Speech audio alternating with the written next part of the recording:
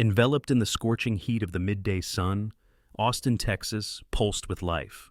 Pedestrians maneuvered between the traffic like restless shadows, their honks a nervous accompaniment to the city's chaos. At the very edge of the sidewalk, in the shadow cast by the dilapidated sign, sat Carl. His worn jacket, like a worn shield, barely held back the wind, and his cracked boots bore eloquent testimony to his long days of wandering. Today, as always, there was a thin cardboard sign on the sidewalk beside him, written in uncertain, trembling handwriting in black marker. The words on it, a plea for help, seemed a pathetic attempt to break through the wall of indifference. Carl's life hadn't always been like this. A few years ago, he was an ordinary man, a stable job in a small factory, his own corner, albeit modest, in this big city, hope for tomorrow. But one day, like an evil fate, layoffs struck, medical bills grew like mushrooms after rain, and, as an inevitable finale, came the eviction notice. With no family to lean on, Carl found himself on the street. With each passing day, his world narrowed to these few blocks, where people hurrying about their business passed by, averting their eyes. Their footsteps, hurried and indifferent, seemed like a sentence to him. But today it was different. As Carl, obeying his long-standing habit, watched the monotonous flow of cars, his eyes suddenly caught something unusual, an elegant Tesla, shining in the sun like a silver arrow. At first he didn't give it much thought. Luxury cars were a common sight in this neighborhood, often carrying people who barely dignified it with a glance. But something about this car, something elusive, made him hold his gaze. And then the impossible happened. The driver's window rolled down, and Carl squinted and leaned forward slightly. Was it really him? Elon Musk? Carl clenched his eyes tightly, sure it was just a play of his imagination. But when he opened his eyes again, the face of the technological genius was still staring back at him from the car window. In this rare moment of silence, in the hustle and bustle of an ordinary day, Carl's throat went dry, but something inside, a mixture of desperation and long-forgotten courage, pushed him forward. Overcoming the uncertainty, he rose to his feet, his thoughts racing in panic. What am I doing? Asking a billionaire for money? But, as if obeying an invisible force, he walked to the car and, tapping lightly on the glass, asked in a voice hoarse with excitement, "Could you give me $1?" There was an oppressive silence, and Carl, as always, braced himself for the wave of rejection, the icy indifference that had long been a part of his life. But Musk didn't turn away. Instead, he turned, and his eyes narrowed like lenses, as if trying to penetrate the very essence of the man standing before him. And then something happened that Carl had in no way expected. Musk opened the car door. "What did you say?" Musk asked, stepping outside. His tone was in no way arrogant or mocking. Carl froze, not expecting this turn of events. For the first time in a long time, he felt both noticed and vulnerable at the same time. There was no turning back. Everything inside trembled, but he had to go all the way. Carl didn't know that this one question, this $1 request, was the tipping point that could change his life forever. It was hard for him to swallow. How to say it? He hadn't planned on going this far. The man standing before him was one of the richest men in the world, but there was no hint of arrogance in the expression on Musk's face, only curiosity, a genuine interest that Carl hadn't seen in other people's eyes in years. "Yet," stammered, Carl began, "I just asked if you could give me $1. His cheeks flushed red with embarrassment. $1? What a paltry request for a billionaire. But it was too late to back down. Musk tilted his head, examining Carl as if trying to decipher the secret code in his words. Then he reached into his pocket, pulling out a neat leather wallet. But instead of handing over the money immediately, he lingered, his gaze sliding to the cardboard sign Carl held in his hand. "What's your story?" Musk asked, and there was both calmness and insistence in his voice. Carl faltered. Most people weren't interested in his story. They either dropped change without even looking at him, or just walked past him like he was nothing. But something about the way Musk asked the question made Carl feel not only noticed, but vulnerable. Shuffling hesitantly from foot to foot, he began his story, unsure of how far he could go. "I lost my job a long time ago," Carl began. His words were quiet and choppy. "Things started to get out of control. The bills piled up, and I couldn't cope. And now, I'm here." Musk nodded slowly, absorbing every word. Carl noticed Musk's gaze sliding to the jacket he wore. Its frayed edges were barely held together. For a moment, Carl thought something resembling sympathy flashed in Musk's eyes, but he wasn't sure. "You asked for $1, Musk finally said. His tone changed. "But why just $1? Why not ask for more?" Carl blinked, caught off guard. "I don't know," he admitted after a short pause. "I guess it's easier to ask for something small. People are more likely to say yes." Musk smiled faintly. "Interesting," he said, almost under his breath. "Most people would ask for as much as they could get." Carl didn't know if Musk was mocking him or genuinely interested. But before he could respond, Musk took a step closer, lowering his voice as if he were about to share a secret. "$1. Will it really make a difference to you?" The question came as hard as a punch. Carl didn't know what to answer. Sure, $1 wouldn't change his life, but it would buy food, get a few moments of relief from the constant hunger that had become his faithful companion. "Probably not," Carl admitted, his voice barely audible. "But it's something." Musk nodded again, and his face was impossible to read. And then, unexpectedly to Carl, Musk pulled not $1 out of his wallet, but 100, and held it out to Carl. Carl stared at the money, his mind flitting between disbelief and gratitude. It wasn't just $1, it was a whole chance at life. I don't know what to say," Carl stammered, his voice shaking with emotion. But Musk wasn't done. He placed his hand lightly on Carl's shoulder, catching his attention. "I want to ask you something," Musk said. "If you could do anything to change your situation, what would it be?" Carl didn't realize that this question would be the beginning of a conversation that would change his entire life. Carl shuddered, clutching the $100 in his hand. He stared at them, his mind caught between disbelief and gratitude. Musk's question hung in the air, heavy and impossible to ignore. "What would I do to change my situation?" Carl repeated quietly, as if saying it to himself. And he realized it wasn't a random question, but a demand for an honest answer. Carl took a deep breath, his thoughts racing. I'd start over," he said finally. His voice was quiet, but every word carried years of struggle. "I'd find a place to live, clean up my act, maybe even get a job again. I just need a chance, a real chance." Musk didn't change his face in any way, but his eyes seemed to sparkle a little. "A clean start," he repeated, nodding slowly. "That's a good answer." Carl felt a prick of doubt. Was it really a good answer, or was it just the first answer that popped into his head? But before he could sink into uncertainty, Musk leaned against the car, arms crossed, as if preparing for a serious conversation. "What's stopping you?" Musk asked. Carl blanched, but to say it out loud seemed an admission of defeat. "Money," he said simply, "and the system. It's hard to get out when you're already so low." Musk tilted his head thoughtfully. "You're not wrong," he said after a moment. "The system isn't built to help people like you, it's built to keep things the way they are." He paused, his gaze becoming piercing. "But is one start enough to get you back on your feet? Do you think you could pull it off?" Carl felt his throat constrict. The question was both frightening and reassuring. "I think so," he said, his voice shaking with emotion. "I mean, I'd try. I wouldn't have wasted a chance." Musk studied him carefully, then smiled faintly. "Now that's what I like to hear." Carl didn't know what to think of this cryptic answer, but before he could ask, Musk continued. "You know, Carl, a lot of people think success is about big ideas and luck. Yes, those things help, but more often than not, it's perseverance, the ability to get up every time you get knocked down. Sounds like you've practiced that enough." Carl chuckled softly, and the sound was more bitter than amused. "Yay, I guess you could say that." Musk smiled a little wider. "Because perseverance is the one thing money can't buy, and it's the only thing that matters." Those words struck Carl harder than he had expected.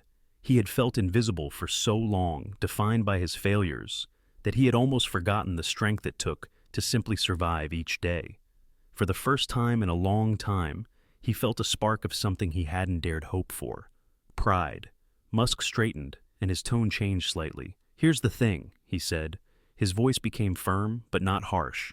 "I'm not just going to give you money, I'm going to give you a chance, a real chance. But it's up to you to take it or not." Carl's heart beat faster. "What do you mean?" Musk pulled a business card from his pocket. He handed it to Carl, who stared at the laconic, minimalist design. There was no company logo on it, no flashy branding, just a phone number and a name. Elon Musk. "Call this number tomorrow," Musk said. "Tell them I sent you. They'll know what to do." Carl's hands trembled as he held up the business card. I don't understand. What are you offering me? A job?" Carl said. "Just a place to start. But whether you take it or not is up to you." Carl felt a lump in his throat, the gravity of the moment, the gravity of his choice. Musk headed for his car, but before he got in, he turned and said, "Don't miss this, Carl. Opportunities like this don't come along very often." With those words, he drove off, leaving Carl standing on the sidewalk, clutching the business card that could have changed everything. That night, Carl sat under the dim light of a street lamp, staring at the business card. The name and phone number on it seemed to hypnotize him. Is this some kind of test? A joke? A joke? People like Elon Musk don't hand out opportunities like candy, especially to people like him. But as the night deepened and the streets grew quieter, another thought arose in his mind, a rare glimmer of hope. What if it's true? What if Musk saw something in him worth believing in? Carl clutched the business card in his hands, his resolve strengthening. He had nothing to lose. The next morning, Carl found a public payphone outside a gas station. The handset was sticky and the buttons were obliterated, but it worked. His heart beat faster as he dialed the number from the business card. Each beep increased his anxiety. After a few beeps, a calm, professional voice answered. "Elon Musk's office, how may I help you?" Carl forced himself to speak. "My name is Carl. Mr. Musk gave me this number. He said you would know what to do." The woman on the other end of the line didn't falter. "Of course you do, Carl. Mr. Musk mentioned you. Could you come to our downtown office at noon today?" Carl blinked, disbelieving. Yes, I can." "Great, I'll see you then." Carl stared at the phone in his hand, his thoughts spinning. What was waiting for him in this office? He didn't know, but he wasn't about to pass up the opportunity. At exactly noon, Carl walked into the gleaming office building downtown. He felt like a stranger in his worn clothes, but no one paid him any attention as he stepped into the elevator. When the doors opened on the 15th floor, he was greeted by a young woman with a smile too formal to be genuine. "Come in," she said, leading him down an immaculate hallway. At the end of the hallway, Carl found himself in a conference room with large windows overlooking the city, and there, sitting behind a desk, was Elon Musk. "Carl," Musk said, getting up to greet him. "Glad you could make it." Carl sat down slowly, still not believing this wasn't all a dream. Musk wasted no time. "Here's the deal," he began, sliding a folder across the table. "Inside is a job offer. It's an entry-level position at one of my businesses. Nothing glamorous, but it's a start. You'll receive a steady paycheck and access to resources that will help you get back on your feet." Carl opened the folder, his hands trembling. Inside was everything Musk had described, a life-saving opportunity in black and white. He couldn't believe it. "Why are you doing this?" Carl asked, his voice full of emotion. "Why me?" Musk leaned back in his chair, his face becoming pensive. "Because I've been in your position, Carl. Not on the street, but at the bottom, doubting myself, not knowing what was coming next. Someone gave me a chance, and it changed everything. Now I'm giving you the same chance." Carl felt tears come to his eyes. He wasn't used to such kindness, such empathy. He wanted to say thank you, but the words stuck in his throat. Instead, he nodded, clutching the folder tightly as if it were the most precious object in the world. "Don't let me down," Musk said, his tone firm but reassuring. Carl left the office with a feeling he hadn't felt in years. Hope. This wasn't just a job offer. It was a second chance, and he was determined to make the most of it. The next morning, Carl drove to the address on the folder, a huge Tesla plant on the outskirts of Dallas. The smell of machine oil filled the air, and for the first time in a long time, Carl felt like he was part of something bigger. He was given a uniform, introduced to the team, and began training him on the job of assembling components for electric cars. It wasn't glamorous, but it was honest work, and Carl gave himself to it wholeheartedly. The first few weeks were grueling. His body ached from the long hours of standing, and his hands weren't used to the precision required for the job. But he kept going. Each paycheck was a small victory, a step toward regaining his human dignity. He rented a modest dorm room and saved every penny. Little by little, Carl was rebuilding his life. His story became known at the company. His colleagues, initially skeptical of the man who suddenly appeared at the plant, gained respect for him when they saw his determination. Carl became a source of inspiration, proof that second chances exist and are worth fighting for. But Carl's transformation didn't end there. One evening, as he sat in his small room counting his savings, he thought about the many other people who were still in the place where he once was. The thought kept him on his toes. He knew what it was like to be invisible, to believe that no one cared. He couldn't just move on and forget about it. Using some of his savings, Carl began visiting shelters around town, bringing hot lunches and supplies.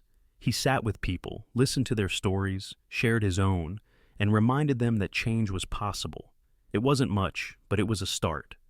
And the more he gave, the more he felt his purpose become clear. A few months later, Carl received an unexpected phone call. It was Elon Musk. "I've been following you," Musk said, his voice warm. "You did well." "Thanks," Carl replied, his voice shaking with excitement. "Better than I expected." Carl smiled, his chest filling with pride. "Thank you. I couldn't have done it without you." Musk paused for a moment before continuing. "I've heard that you're helping others. That's impressive. It shows your character. I want to offer you something more." Carl's heart beat faster. "More?" "Yes," Musk said. "I want you to lead an initiative I'm considering that focuses on workforce development for people who have hit rock bottom. You'd find candidates, mentor them, and guide them to sustainable careers. You would be a connection for others, as I have been for you." The suggestion stunned Carl. He remembered the day he'd walked up to Musk's car, desperately asking for $1. That man and the man he was now seemed like completely different people. But this new opportunity, this chance to turn his pain into a goal on a scale he'd never dreamed of, was something incredible. "I would be honored," Carl said, his voice firm despite the storm of emotion inside. The next chapter of Carl's life began that day. He was no longer just a survivor. He was a person thriving and helping others to do the same. His story became a beacon of hope, proof that one act of kindness can ignite transformation, not just in one person, but in an entire community. As the years passed, Carl's influence only grew. The initiative Musk entrusted to him was now called Send Spark and became a nationwide program. It connected thousands of people, those who had been rejected by society, with resources, training, and jobs that allowed them to rebuild their lives. Carl traveled the country, meeting people who reminded him of his former self, sharing his story and proving that hope is not just an ideal, but a lifeline. Carl never forgot the moment that started it all, a simple question to a man in a sleek Tesla. That question opened a chain of events he could never have predicted. But this story wasn't just about him. It was about the people he helped, the lives he changed, and the fact that even in the darkest moments, there is potential for light. One day, at an event celebrating the program's 5-year anniversary, Carl stood on stage in front of a crowd of alumni. They were people from all walks of life. Ex-convicts, single mothers, veterans, and many others who had been given a second chance. When Carl began to speak, his voice was firm but full of emotion. 5 years ago, I asked a man for $1, he began.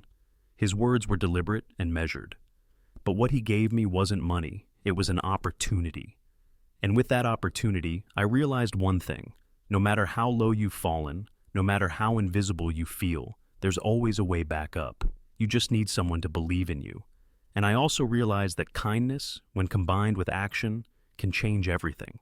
Each of us has the power to lift up another, and it doesn't have to be something big. Sometimes it's just a question or a chance. As he stepped off the stage, Carl noticed Musk in the audience. The usual enigmatic smile spread across his face. Musk walked over and shook Carl's hand firmly. "You did good, Carl," he said. His voice was full of pride. Carl smiled back, his eyes sparkling. "We did good." When the event was over, Carl stood quietly, rethinking everything that had happened. The journey from a homeless man with nothing to the leader of a movement had been completely unpredictable, but it was a reminder that the biggest transformations in life often start with the smallest moments. Carl's story is a testament to the power of resilience. It's proof that one act of courage, asking for help, can create a wave of change affecting many lives. If this story has touched you, remember that we all have the power to make a difference in the world, even with the smallest gesture. Share this story, Reach out to someone in need, or take a step toward your own second chance. And don't forget to subscribe to receive more inspiring stories.